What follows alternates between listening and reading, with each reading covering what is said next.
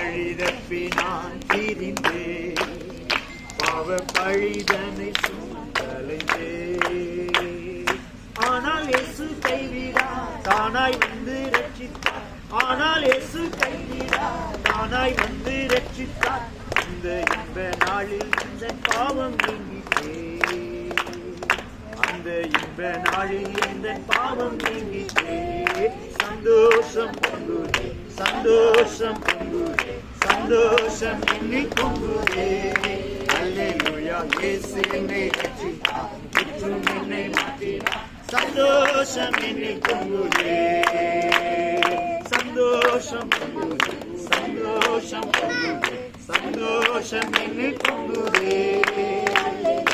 இயேசு என்னை ரட்சித்தார், முற்றும் என்னை மாற்றினார். சந்தோஷம் என்னை பொங்குதே.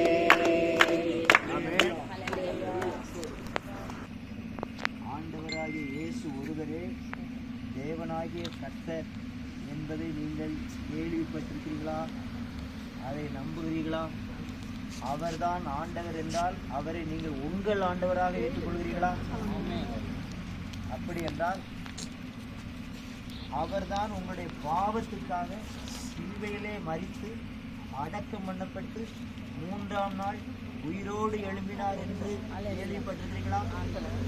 அதை நீங்க நம்புறீங்களா? நீங்க ஏற்றுக்கொள்றீங்களா? அப்போ அவர் இயேசு உயிரோடு எழுந்ததுனால வேதம் சொல்கிறது அவருடைய உயிர்த்தெழுதல் உங்களை ரட்சிக்கிறது.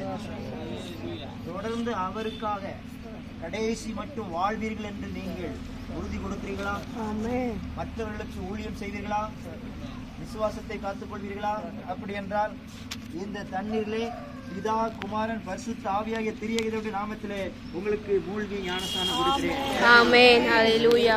என்னுள்ள தேவன் பால் பொங்கி வழியுதே,